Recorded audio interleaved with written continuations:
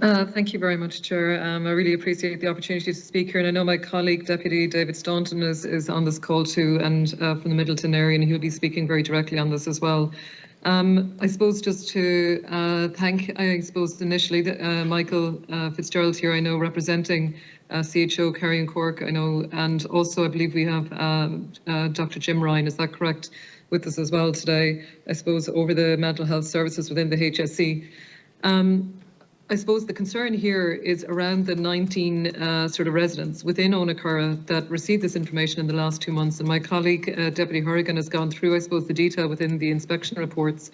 But can I just ask, in relation to the communication around this, I feel that perhaps that could be improved. I feel that perhaps that there should have been a better way to engage with the residents and their families.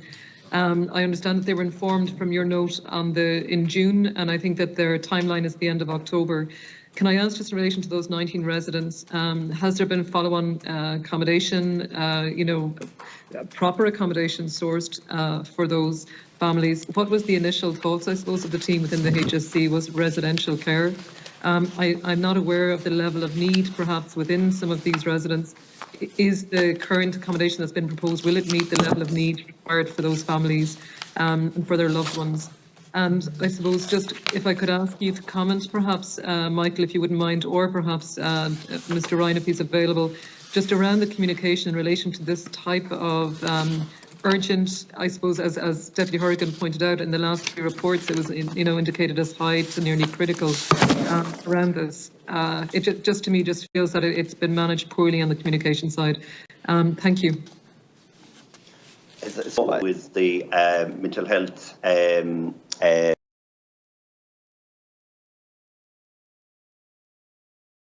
clinical director here in Cork, and also consultant psychiatrist, and also with Mr. Derek Chambers, from General Manager from the National Perspective on Mental Health Institute.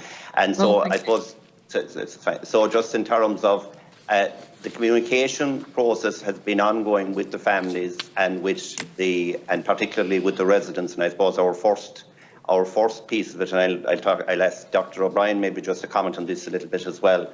So our first and our initial piece, of course, is the direct communication with the residents, because their will and preference is what is I suppose, our priority, and that married with their assessed clinical needs, so that any placement is appropriate and that it will have the best chance of being a satisfactory placement for their well-being, and that's absolute. I take your point with regards to communicating, and I think it's always very difficult to communicate about the ceasing of a service in a particular centre, because it's we completely accept that it is very upsetting for the residents and indeed for their families for a variety of reasons. We didn't take that decision lightly.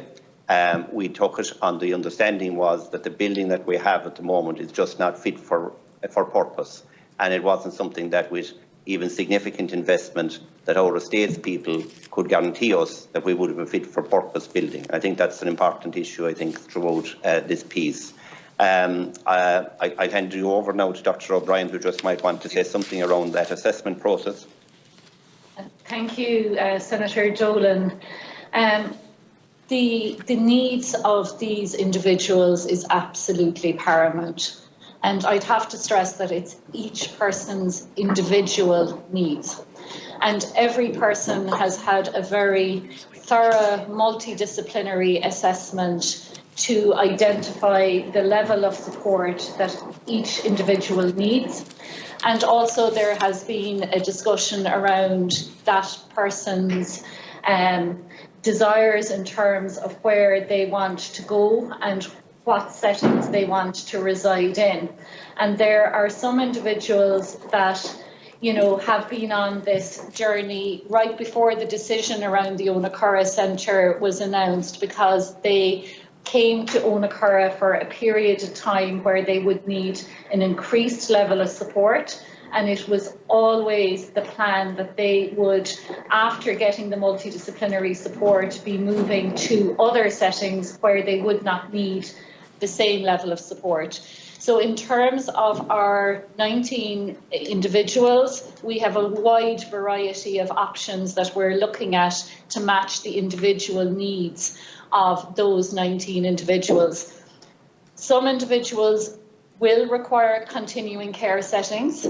Some people will need continuing care settings, but their aim is to get to a point where they can live in lower support settings. Others, we are liaising with communal voluntary housing bodies for communal accommodation to facilitate that accommodation with the support. And we have strong community services in Cork, in East Cork region, and these services will be supporting these individuals. So each individual will have an individual care plan in terms of what will best meet their needs. Thank you very much, Dr. O'Brien. Do I have time, Chair, for another question? Yes, yes, you do. Thank you. Dr. O'Brien, could I just ask, this was something that came up with me last week, I suppose when I was speaking with Minister Butler, but it was just in relation to recruitment within the HSE.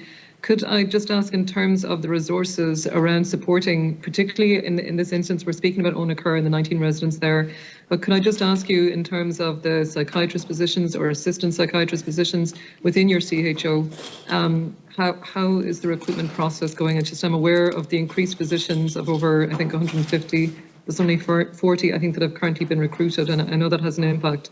So just, I suppose, what is the situation in your region at the moment? So in adult psychiatry, we currently do not have any consultant psychiatrist vacancies. We have a number of posts that are currently filled on a temporary basis, but the posts will be advertised shortly on a permanent basis.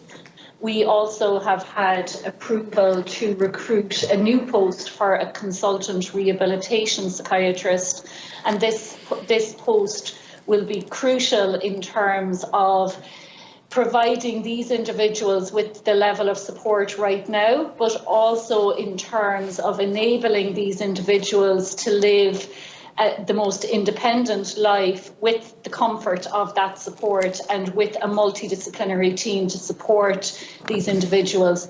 That post has been approved by the Consultant Appointment Committee, but we've also advertised it on a temporary basis pending the permanent filling. And I am reassured that there is interest in this particular post. Thank you very much, Dr. O'Brien. And I suppose Mr. Fitzgerald as well, it would just be very crucial, I think, that we are monitoring, I suppose, the progress of these residents, particularly in this period of transition, which will really have an impact on their well-being and mental health if it's not managed in a very strong way. This already is having a huge impact on their families and loved ones in worry and concern and anxiety that I really think could have been avoided. You know, I suppose we do need to support you here in this, in developing and making sure that there are supports and wraparound supports for those people. But also to ensure that where you're moving them, that accommodation is going to be suitable for their needs.